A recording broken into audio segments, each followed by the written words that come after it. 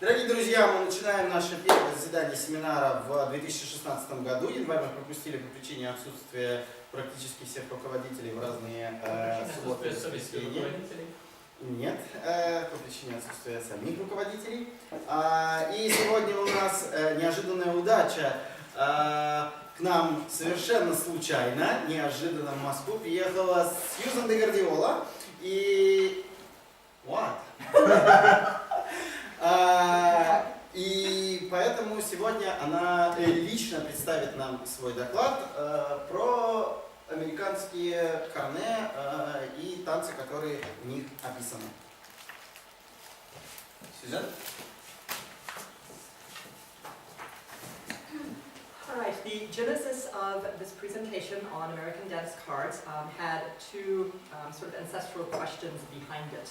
One was conversations over many years with my own mentor, Patrick Pugliese, about how the selection of contradances that we were doing at 19th century balls in America were not in fact often very representative of the type of contradances that we see on dance cards, which of course are the best surviving evidence that we have for what the program de ball actually was.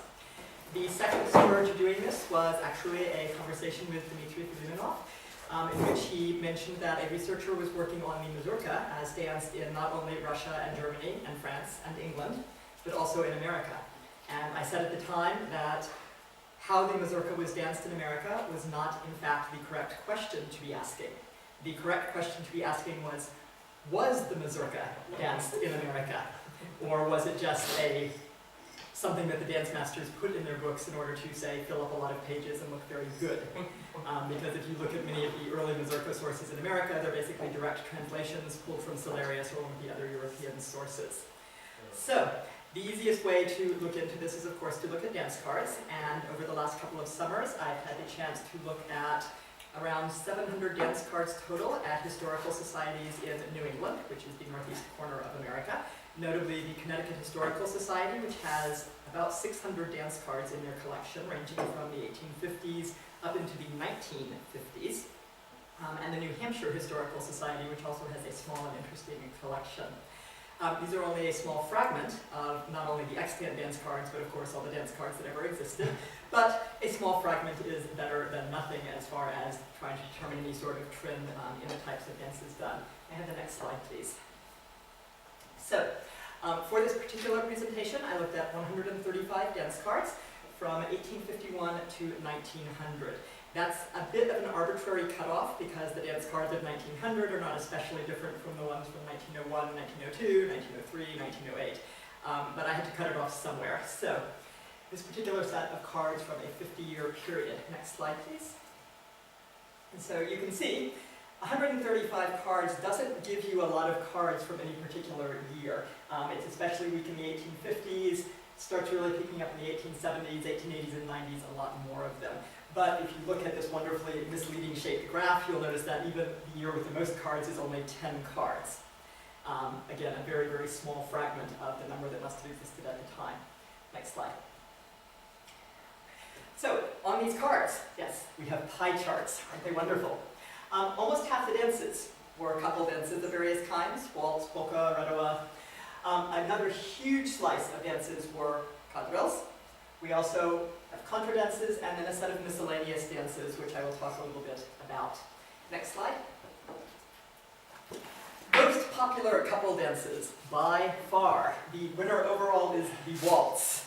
Overwhelmingly the most popular. Mind-bogglingly popular. Followed at a great distance by the polka, the two-step, the gallop, and the schottische. The schottische also includes 33 mentions of those 144, which were the military schottische dancing in the bar in Kentucky Jubilee. Those are the version of schottische known as the pas de quatre here. Those are just some of the American names for it. So that's subsumed into the schottische here. What's not visible from this list is that the couple dance the set of couple dances skews dramatically by time.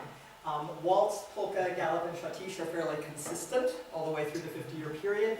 Two-step comes in the 1890s, where the numbers will then be skewed by cards that have 15 two-steps on them.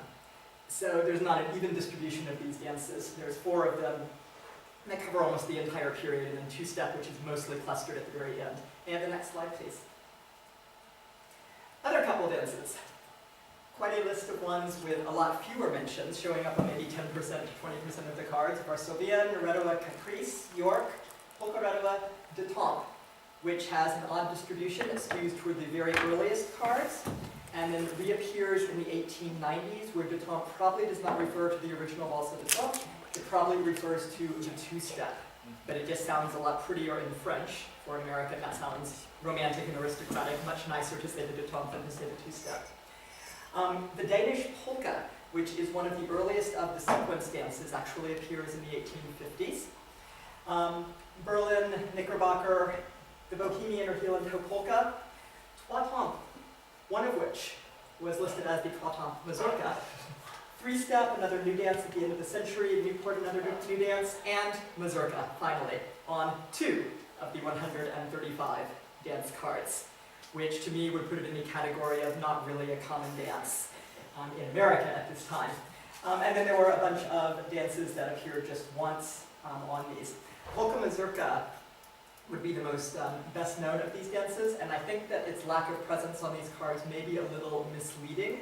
I think it may be a function of my small data set, because we have a lot of polka mazurka music from this era, and the existence of such a large quantity of sheet music suggests that it was being danced.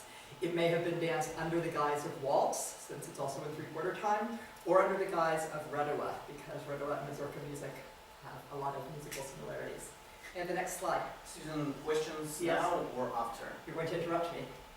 Just asking. Questions after. Okay. More pie charts. The quadrilles themselves also display a fairly distinct pattern. The plain quadrille and the Lancers quadrille are the overwhelming favorites, followed at an extreme distance by the Caledonians, the small yellow slice.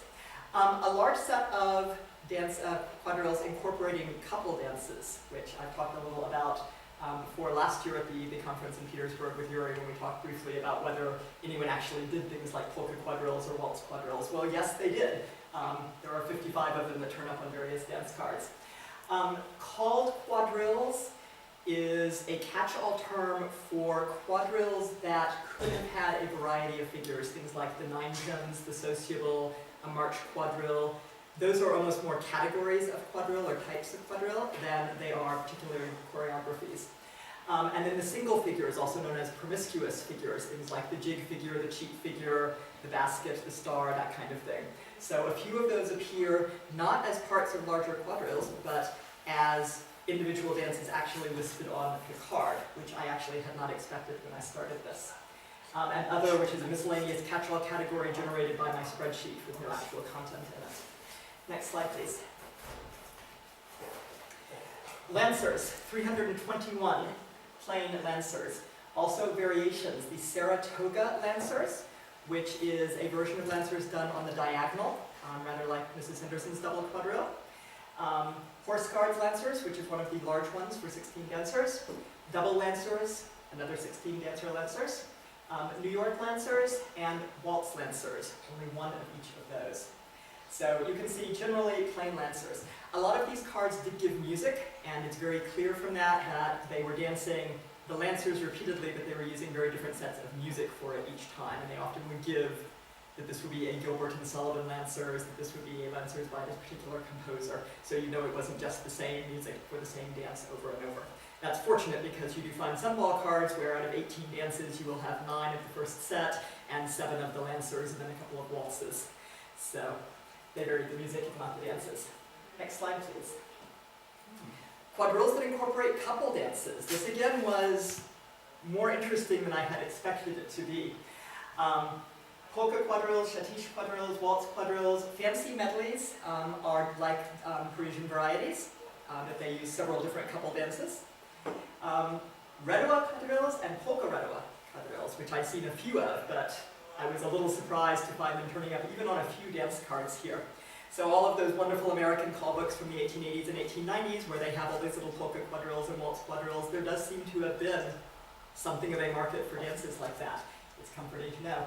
And Parisian varieties does appear once. So, all right. slide. The called quadrilles. The 9 pins, again, surprised me as one of the most popular quadrilles. 9 pins is a dance that goes back at least to the late 18th century. I have a cotillon figure which involves 8 dancers dancing around a ninth. The ninth dancer actually has nothing to do, and there is a note that says you can actually leave out the ninth dancer if you like.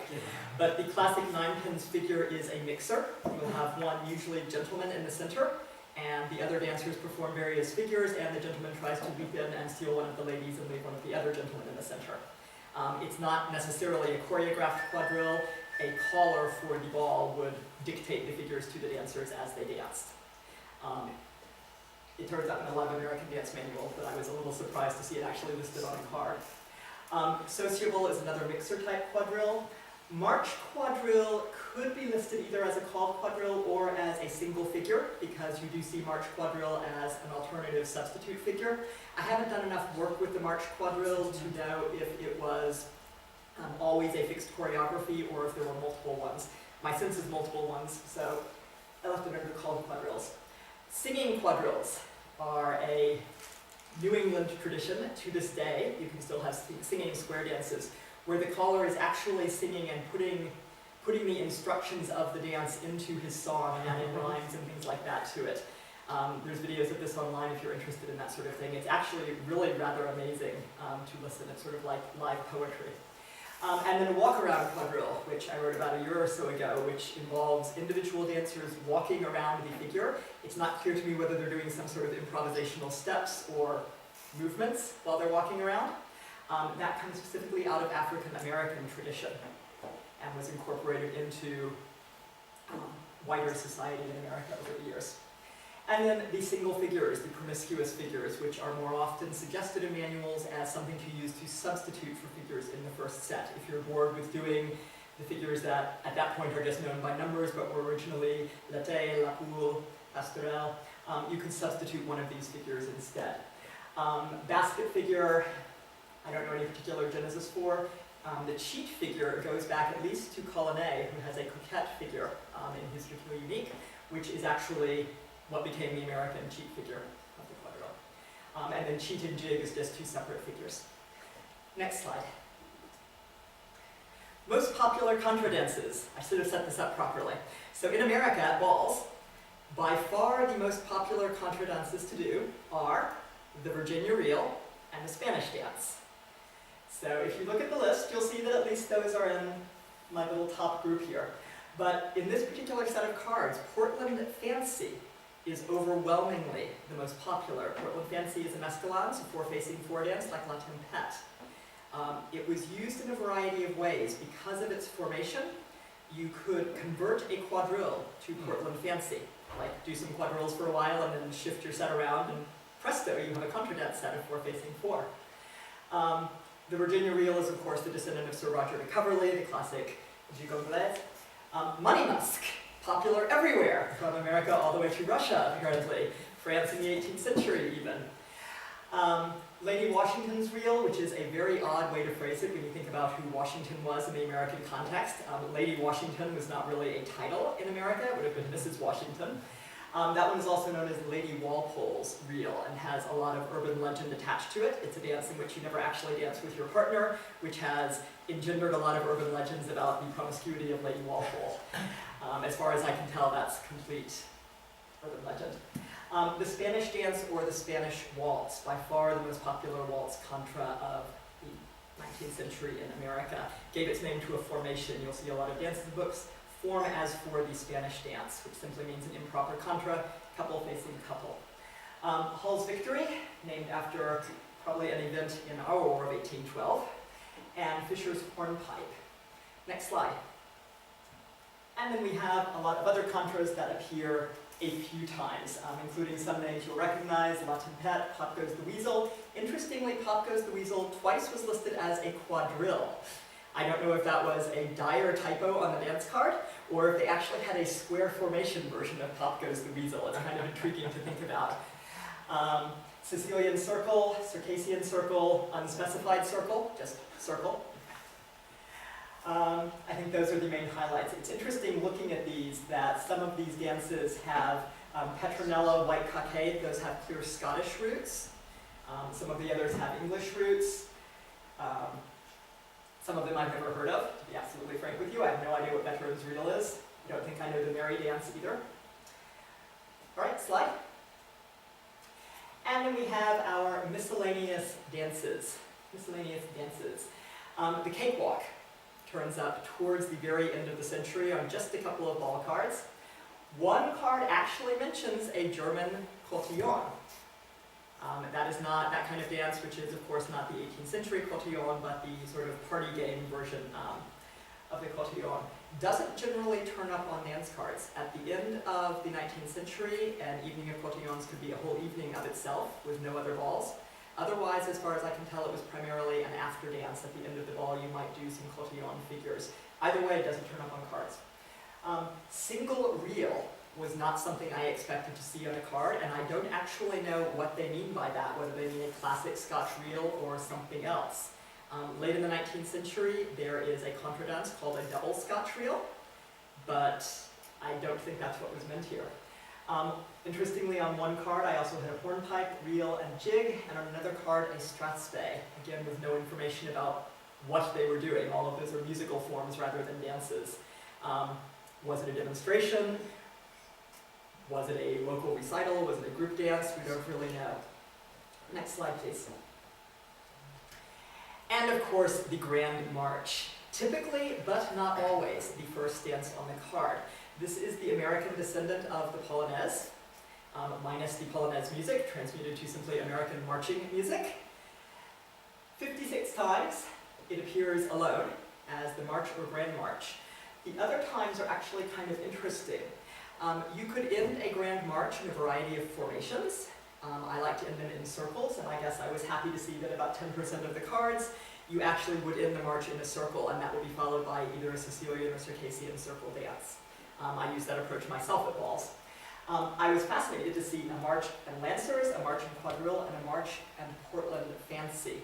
Portland Fancy is reasonably practical because you simply double up your lines and then you can end 4 facing 4 in a circle. How precisely one turns a line of couples into a quadrille set or a Lancer set is a little more opaque to me, but I feel it would be an interesting challenge. Maybe if you had perpendicular lines crossing each other and you stopped the Grand March at exactly the right point, you could manage that. Anyway, so sometimes it was combined with another dance and you wouldn't take a separate partner, you would move from your march formation directly into that dance. Roughly half the cards did not list a Grand March at all, despite the stereotype that one always has a Grand March. Many of the cards that did list it, it's not listed as one of the numbered dancers, as one of the official dances, one of the official program. You have at the top March, and then you have the numbered dances on the actual card. My suspicion is that many of the balls where there is no march listed on the card, they just didn't bother listing it. It was one of those things everyone knew would occur, so there was no special need to do it. And also, most likely, it was a dance you did with whoever your escort for the ball was, so you don't really need to sign up a partner in advance. It would be danced with the guy that you came with. That's speculation on my part. I would need more evidence as to whether marches were truly as universal as they are perceived as now. Nowadays, in American dancing at a historical ball, you will always start with a Grand March, even when it's not appropriate. Regency ball, let's have a Grand March. All right, next slide. Problems with the data set. The most obvious problem is the sheer quantity of cards. I have 135 cards. I would guess there were probably maybe 100,000 ball cards printed in America in the 19th century. That might be low. So this is obviously a minuscule set of these cards. All I can really say for the quantity is it beats using, say, 20 cards as a data set. At least with 135, it's enough cards to make a graph of some kind. But it's a very, very, very limited set. I don't foresee the proportions represented in this set as changing dramatically. I think that waltz, Lancers, and plain quadrille would be consistently the top vote getters, even were the set 10 times as large.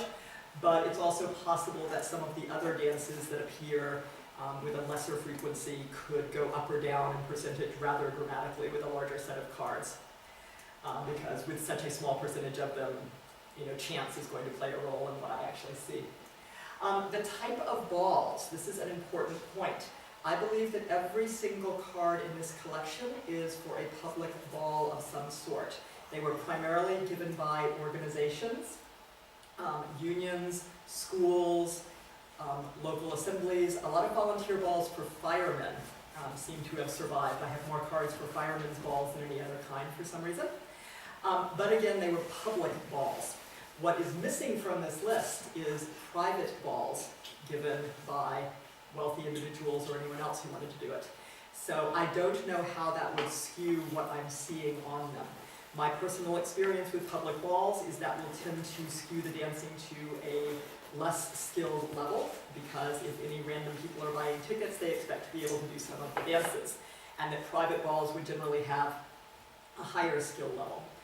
But it's difficult to tell. Once again, sample size is a problem. Geographical distribution. Because of where I found these cards, they are overwhelmingly from the US states of Connecticut and New Hampshire, with a few from New York, Massachusetts. Next slide.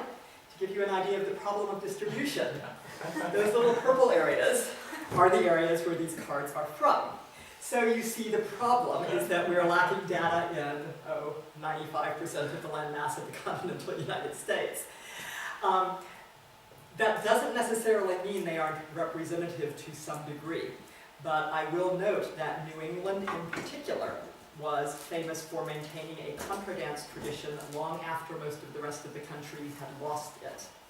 So the number of contra dances on these programs, Portland Fancy and the other, is probably skewed very high by the fact that the cards are primarily from New England. By the end of the 19th century, contra dances were found mostly in New England and on the newly settled frontiers of America. But for example, for a card in Atlanta, which is down here, or Chicago, in the middle there, I wouldn't necessarily expect to see contra dances on the card at all. In New England, you'll see them all the way up into the 1920s because they are still a tradition today. So there is that geographical skew. There is also I guess I'll call it an urban-rural skew. Most of these cards are not from farm country, but they're from smaller cities and smaller towns. They're not from the most sophisticated cities like New York or Boston. I suspect that a bunch of dance cards from New York would probably skew more heavily toward a couple dances and probably more skilled dances, because then you're in a very fashionable center which would adopt the latest dances and have less of a tradition of, well, these are the dances we've done in our small town for the last 40 years and we'll keep doing them at balls. So that is a problem of the type of location, not city versus country, but major fashionable city versus small out-of-the-way cities. All right, so those are all of the problems with this data set and the areas that still need more work, along with the sheer project of collecting more dance cards and adding them to the data set, which of course could be the work of a lifetime for any single person. And of course, all the dance cards for England, France, Germany, Russia, and all of the other countries that aren't even touched by this. But I hope this has given you at least some idea of what the typical distribution of ball cards in late 19th century America was. And if you're interested in doing a classic American ball, then this sort of information can give you a little guidance about establishing the program. Pardon me? In New York or New Hampshire? New Hampshire. If you are Oh, a New England ball, yes. a New England ball, then you have Yes, a proper program. yes. All right, next slide. Thank you. Good scroll. Questions? I have some. Of course. Did every public ball have a program starting from, I don't know, 1851? I believe the earliest suggestion I've seen of programs like that is for the 1840s. I don't know right off the top of my head, but it would be standard, yes, to have a card like that on which you would record partners. My particular set of cards that I looked at, the 1851 is the earliest, so, but it's... Next one, I know that Dmitry wants to ask the same question. How do you distinguish polka redova and polka mazurka? Do you really think it was distinctive somehow? Because the dance technique is almost the same. So in the So the technical definition of the polka mazurka is the quote mazurka step combined with the polka redowa in alternation. So you have the slide cut hop and the slide cut leap step alternating, whereas the polka redowa is just slide cut leap. Musically, I have to say that polka redowa and polka mazurka music and redowa music, and for that matter mazurka music, all sound remarkably similar to my ears.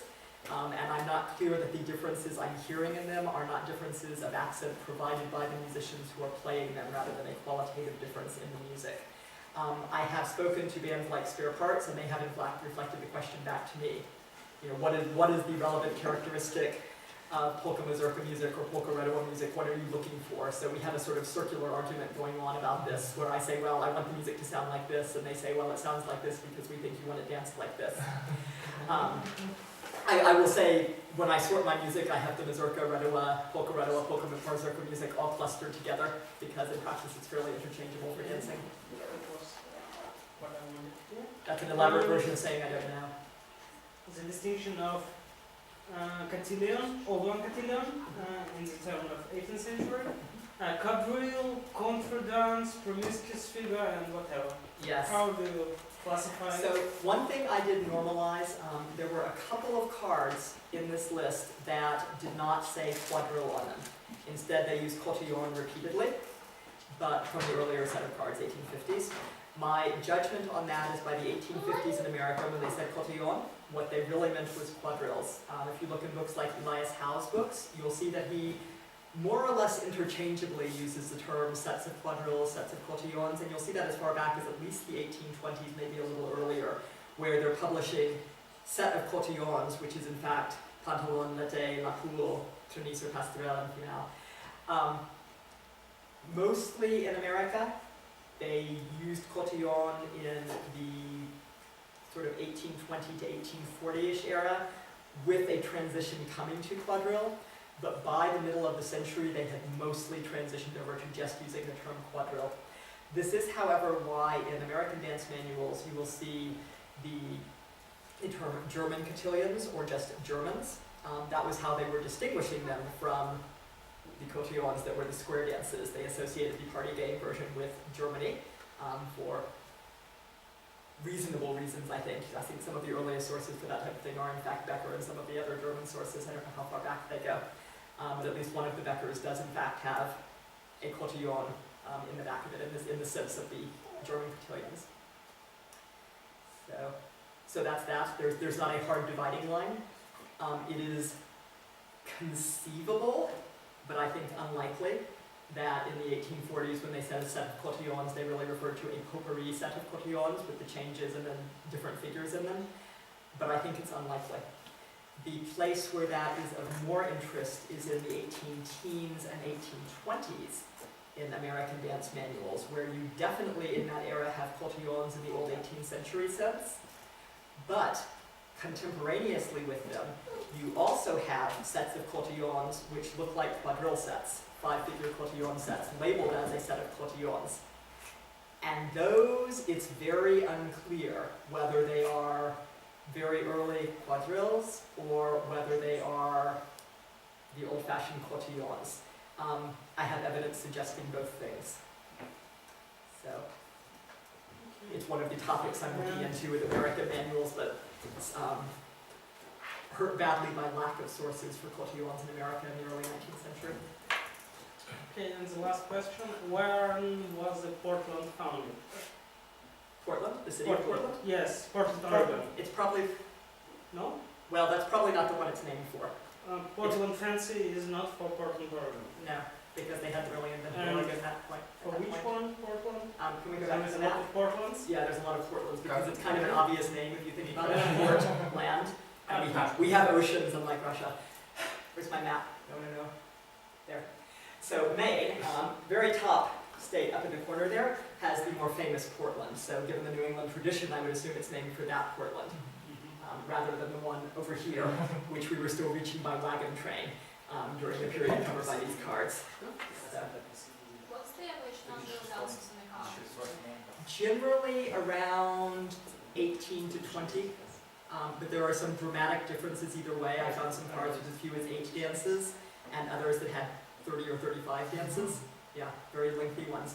Some of those are wonderful because they come with a menu for the supper in the middle of the ball. So you have 18 dances, and then you have a 2-page menu for all the food they serve, and then you have another 18 dances after that. Often on the larger cards, the ones that are used, and a lot of the cards that I looked at had been used. They were actually filled in with names. On the longer balls, a lot of them are not completely filled in. So one suspects they were displaying the good manners suggested in one etiquette manual, which suggests that a lady should never dance all the dances because it makes it look as if she's not often invited to balls, if she's that desperate to dance every dance. So, most of the cards that are filled in are ladies' cards. You can tell because they're full of gentlemen's names, but there are a few in there that were gentlemen's cards.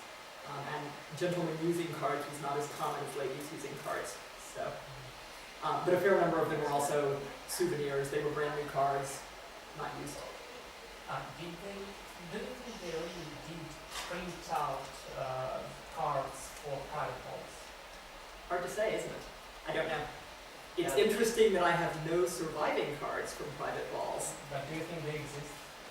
I don't know. Because it was one of my questions. Sorry, No I problem. apologize. I just thought that probably private balls were for wealthy people who can afford buying a carne made of whalebone or whatever. The German ball cards, I don't think were for, if you've seen some of the beautiful German ones, the velvet ones, the metal ones, the filigreed ones, I don't think those were for public balls. I would suspect those were more for... And they were reused, so... Even I have a German silver ball card holder. It's not an actual card, but it's on a little metal chain with a little metal book that I can slip my cards into. So probably for private balls, people were much more richer and wealthy, so they could, they do not need any printed cards. Well, I can see it both ways. I could see either, presumably a private ball would be more exclusive, you would know everyone, and you could in some ways be more casual about your partners. But I could also see the flip side, as with the German ones, of the ball card itself becoming a conspicuous consumption item. It's hard to know where that line will be drawn between public and private balls. Some of the more unusual cards I looked at included one that was carved on a piece of wood, one that was trimmed with marabou feathers around the edge, which must have been a real pain, and, are you ready for this? One made of fur. Yeah. Yes, so some of those are fair. I have a picture of the feathered one I can show you guys. I don't have a picture of the fur one, sadly, but it was very nice to come across in a binder of otherwise boring dance cards, to come across one that you can sort of pet. So I have trouble, I feel that it's very possible that they could be turned into a conspicuous consumption item, because the annoying labor alone of, say, gluing feather trim around every card for your ball suggests people with either a lot of hired help or way too much time on their hands, so I think which really signifiers as well. So. But again, in general, these are not ball cards from private balls or from wealthy people's balls. They're more talented merchants, craft guilds, and a lot of surprising number of school balls, fraternities, college classes, things like that. If the cards were printed beforehand, Yes. only few people could decorate them. So if the girl wants to have exclusive dance card on this ball, she can glue the feathers, but no one else on the same ball would have the feathers. That's also very possible. Yeah, Some of the cards like that in these collections are unique, but the genesis of a lot of these collections is the personal cards of a particular person. You know, there are a couple of cases of ladies' scrapbooks where the lady saved every ball invitation, every card, every note from a boy, every little piece of paper she accumulated for decades, and put them all in a scrapbook. So you'll get a whole series of cards belonging to one woman, including one very obsessive compulsive woman who had 2 of each ball card. One which had all the men scribbling their names in, and one in which he carefully recopied them all in perfect handwriting in ink as a souvenir. So I guess she could record all of her partners for posterity. So there's a set of duplicate cards from this one woman that she'd recopied for souvenirs of her balls. So, need more data. Question about data.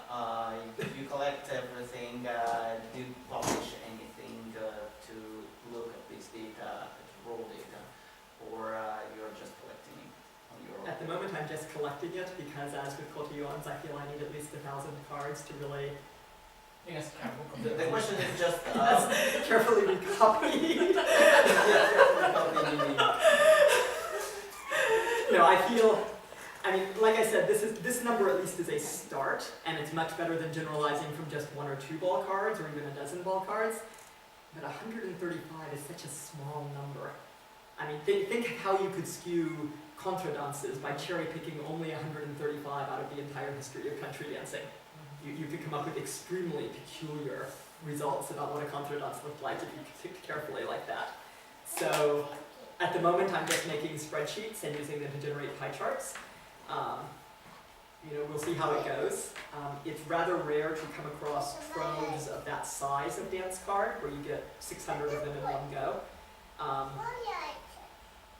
So it's an ongoing sort of low-key project whenever I find or collect a dance card. And again, this does not, the 600 dance cards also included a lot that were outside those time brackets. So what's not on here is all the early 20th century cards, which display the rapid evolution of couple dancing in the first 20 or so years of the 20th century. 2 more questions, and probably even more. Okay. When you write about single figures, Yes. you mean that it was a plain quadrille with 1 figure exchanged for this, or it could be just 1 figure dance? When they're listed on a card just as cheat or basket, I think they just danced 1 figure. Or cheat and jig would be 2 figures. But the more typical use, as I understand it, for figures like that was not using them by themselves. It was jazzing up the first set by substituting the promiscuous figure for one of the others. And this was, of course, not written on a card because a different set could insert different figures. Exactly. And if you look in American dance manuals, you'll see them say, well, this figure is very good for the second or third figure of a quadrille. Now, that does bring up one other point with the quadrilles in general. A lot of the quadrilles are just listed as quadrille or plain quadrille, or sometimes something like with the music, or occasionally ladies' choice, or sometimes gentleman's choice. That does not account for the American practice of having a master of ceremonies call the dances. I have no way in practice to sort out which of those quadrilles were the first set, which people had just memorized, and which were called by the dance caller on the evening, and therefore could be any figures. Lancers, Caledonians. Go back to the quadrille chart a moment. Go back a slide or 2. Yeah, one more. Yeah. Prince Imperial, by the way, also turns up exactly once. So, it shows you how less popular it was in America. Lancers and Caledonians were standardized sets, so those are predictable. I mean, there were variations for Lancers, but they were essentially a single set. But the 394 ones that are just listed as quadrille, hard to say. And I don't really know any way to tease out that information short of finding, I guess, lengthy letters from someone talking in detail about the type of quadrilles they did at a ball. What about ladies' choice? How often do you encounter that? Maybe a dozen times in all the cards I've looked at. Traditionally in America, ladies' choice is associated with leap year balls, and in fact I just did a little blurb on Kickory about ladies' choice and leap year and things like that. The cards are not always from leap years, however. I should explain, the American tradition is you have a leap year ball on February 29th, Sadie Hawkins Day, and that's the day when everything is reversed. If a lady wants to marry a man on February 29th, she can ask a man to marry her. If you have a ball, she can ask the men to dance, things like that. But not all the cards with ladies' choice are leap year cards. So that doesn't seem to have been the deciding factor. And the whole ball was not conducted on that basis. If they found it necessary to write one dance that says ladies' choice, that implies the other ones weren't. What's more interesting to me is the couple of cards where it says gentleman's choice, because I'm not clear what that implies about how the rest of the ball was run. And again, I would refer you back to Kickory just a month or so ago. I did a set of posts that talked about a few of those cards. I now sort of wish I had done this survey before I had written that post because I found some more evidence for it, so maybe I'll do a follow-up for that. It included a description of a ladies' ball from the 1830s, probably fictional, but that it was completely organized by ladies. They hired the hall, they picked up the gentlemen, they escorted them to their seats, they fanned them, they brought them food. Question about nineteenth. Do you know when nineteenth started to be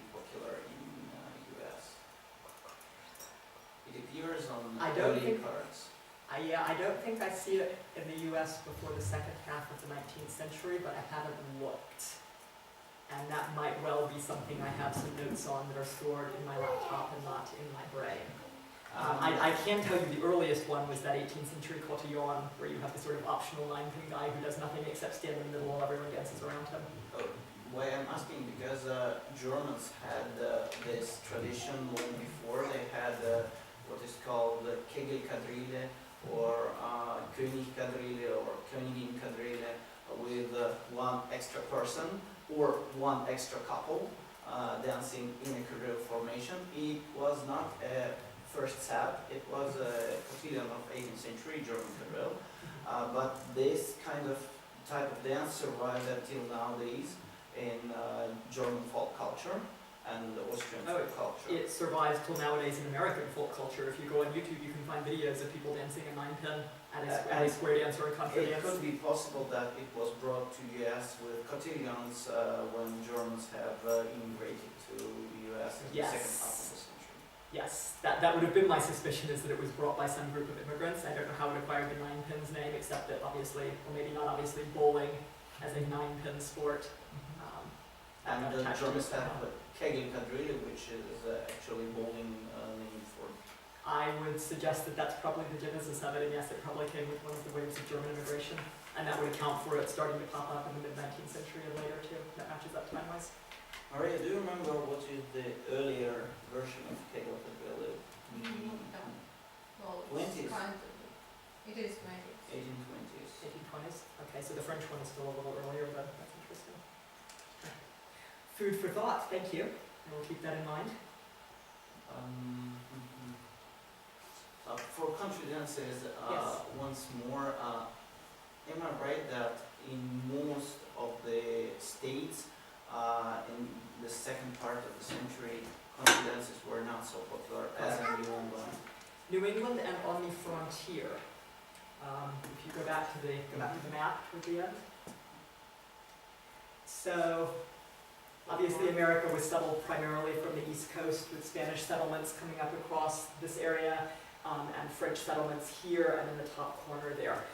If you think about that, the areas that were settled primarily in the 1600s, 1700s, are going to have brought with them, primarily from England and Scotland, their dances, which of course would have been the English country dances. So it's not particularly surprising that there's a continuing country dance tradition in this side. What you have as a bigger tradition in most of the West is square dancing, the descendant of quadrilles.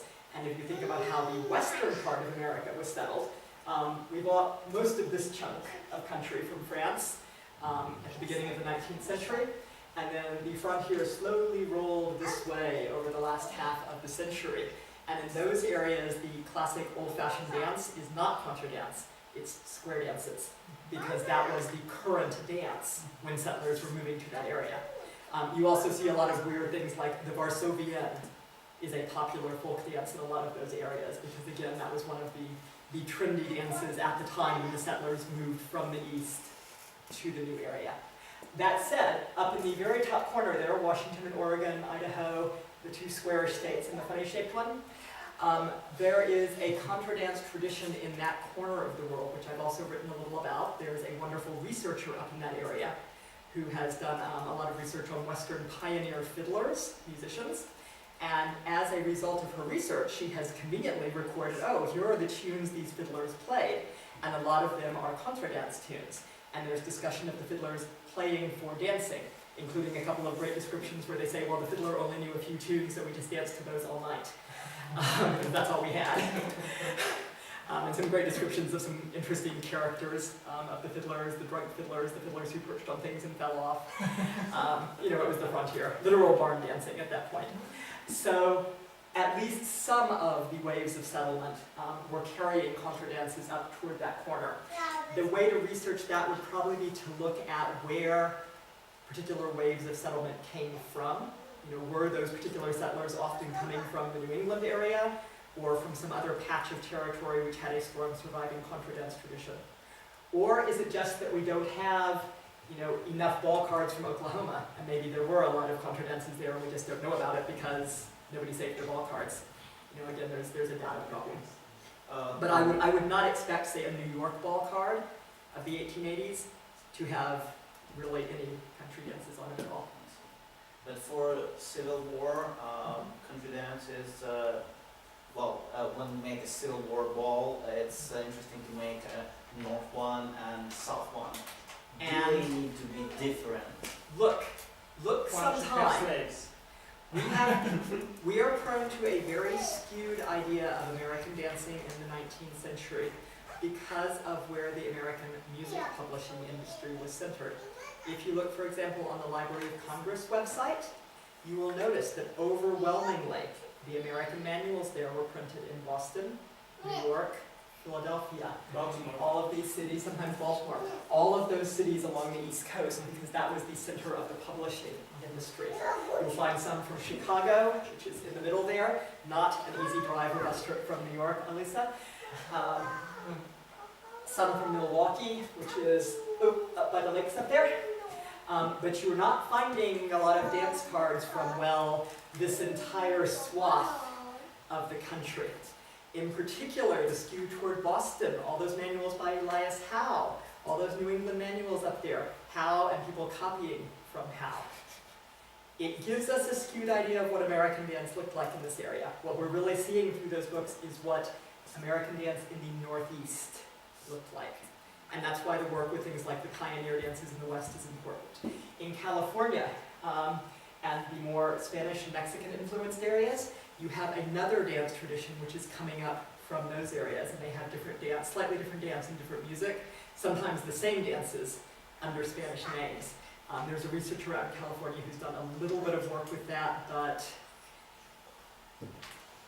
it appears to be more recording of sort of current folk tradition than really digging into what they had earlier in the 19th century. So keep that in mind if you want to put on an American ball. Using a lot of the extant sources, you're putting on either a New England ball or maybe a Midwestern ball. And Midwest for us is this area here, So which is making not really a middle. South tradition ball with all these slave stuff will be very difficult because of lack of the source. I wouldn't expect it to be dramatically different, but I would possibly de-emphasize the contra dance tradition a little bit if you were doing a down south ball, which I'll add should not have slaves at it. Okay, just don't go there.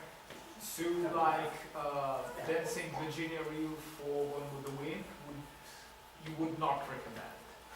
Virginia Reel actually would be the one that would be, I don't want to say universally popular, but I mean it's the Roger de Coverley descendant. Yeah. That's one that is going to be found all over the place. The place to start with that, I would say, would be with Katie Keller, Kate Van Winkle Keller's book on social dancing in America during the colonial era.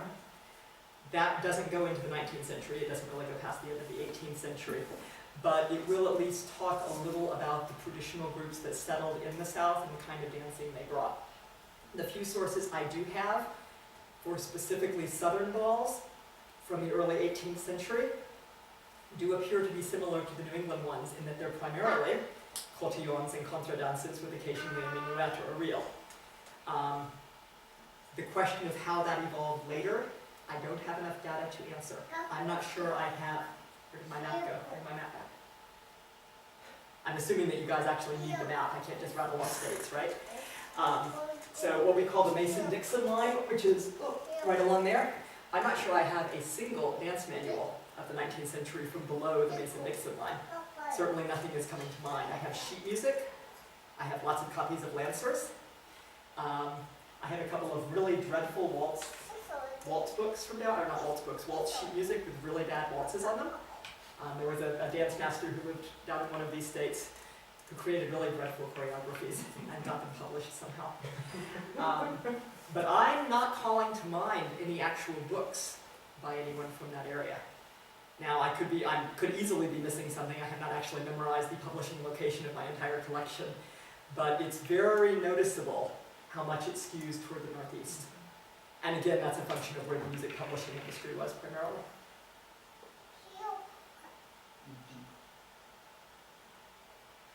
Can you waltz, I think the waltz C, which is one of the ones in the Library of Congress site. I seem to recall that's why it's Southern. One simple question about German cotillon. When it started, when it was brought to America? 1840s. 1840s.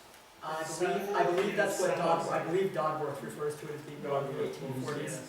The name's precise date. But it was, as Grand March, it was not written genuinely on cards. So We see here number 1. yes, so the interesting question there is, was it not written on the cards because the format of that sort of thing is not that you pick a partner precisely? I mean, you might have a partner for it, but the whole point was the mixing aspect. Or was it that they weren't doing it?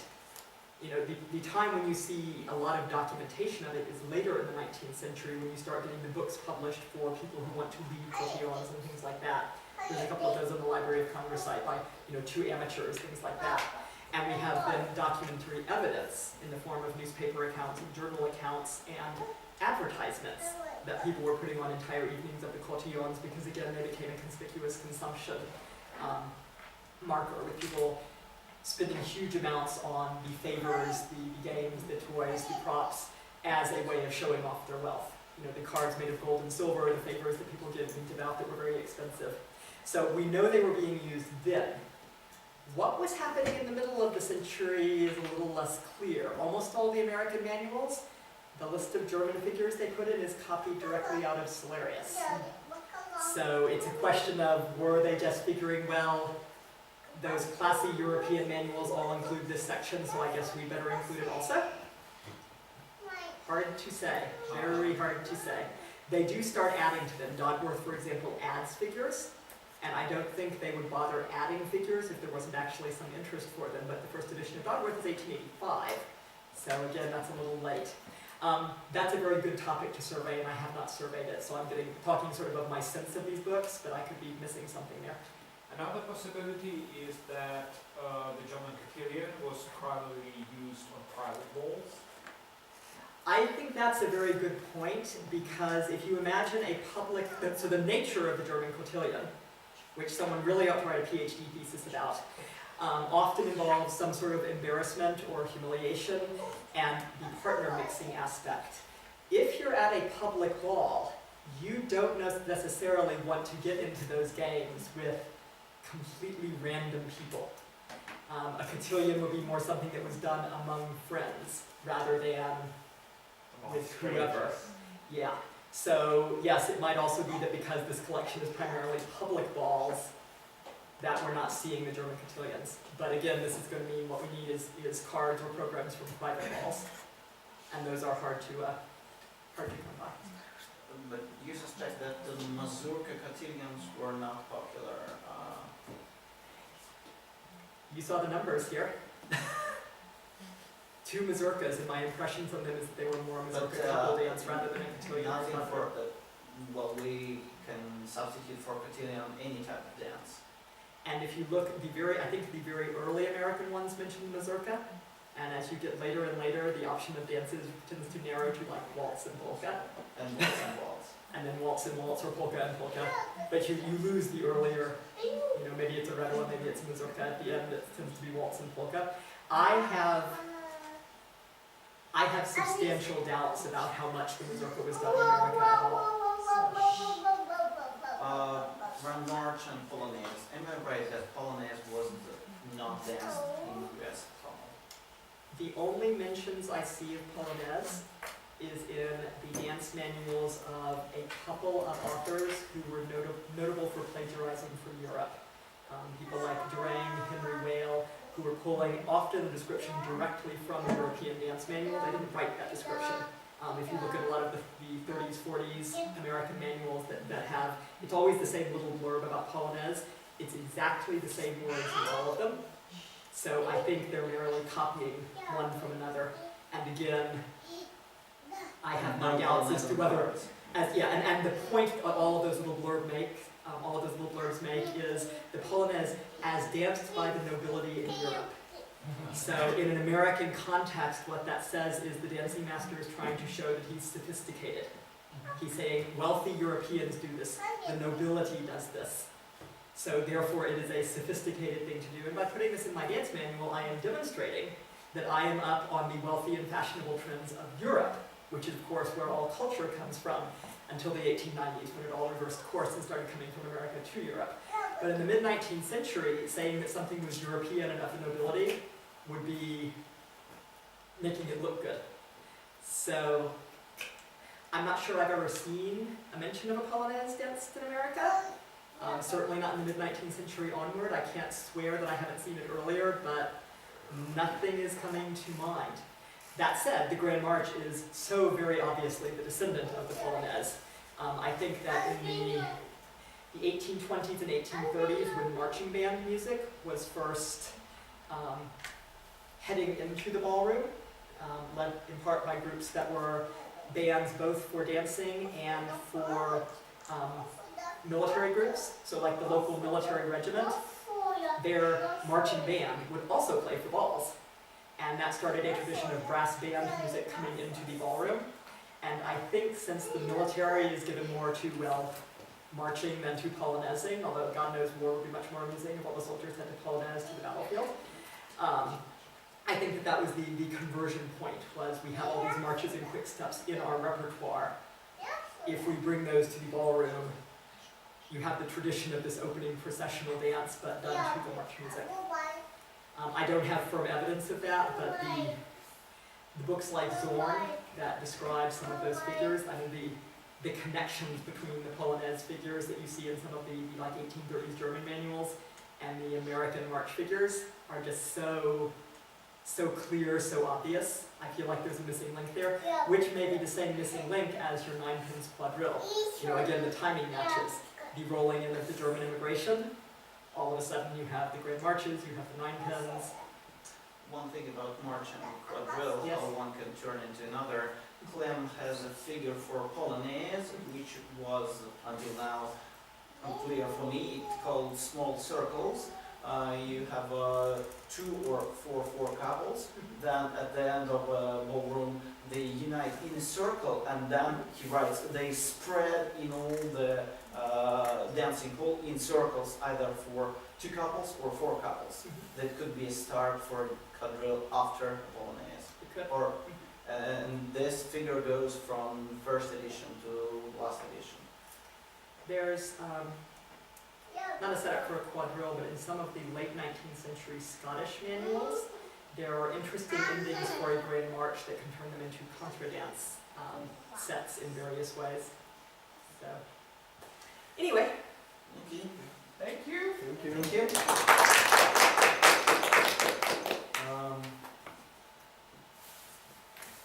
Small pause for more tea. Небольшой перерыв и следующий доклад. Сьюзан, do you want me to try to translate Maria's talk? No. No. No, because translation while I'm listening to a talk makes me insane. That's why I rebelled to the conference last year. They're like, you have to sit with the translator. I'm like, no, I don't. I refuse. Да, я сделаю второй Настоящий мужчина. Типа доклад? Остренькое соседнее. Это не острое. А тоже можно? Она условно не острая на самом деле. Ну, а если So сесть? at some point there will be a version of this, which involves the changing the cards over time with more photographs when I have time to do it. So in a few months, expect like Sьюзан for part 2. Видите, любят I магнит. think it's very interesting that we have not Ты был found yet big А говорят, number of это persons что in угодно. Russia. And I think that's because we have Private balls rather than public balls. yes, so I think that's because in Russia most people were private balls in US. Well, you had a much sharper class division there, which is concept. А мне даже Анюта! Анют! Потерял ребенок маму. Иди Мама, сюда. вон, смотри. Видишь, мама? Я рассчитывала, что ты ее принесешь. А что у тебя есть? And yes, more information. Все записывается. And yes, that was mutually improvising. I don't know. Аккуратно, прошу, пожалуйста. Потом лапой будешь. That's it. How many bubbles is this? Мне. Okay, are we having, how long is the break? I think 5 or 7 minutes, please. Okay. Just to drink some tea. Смотри. А что такое, мама?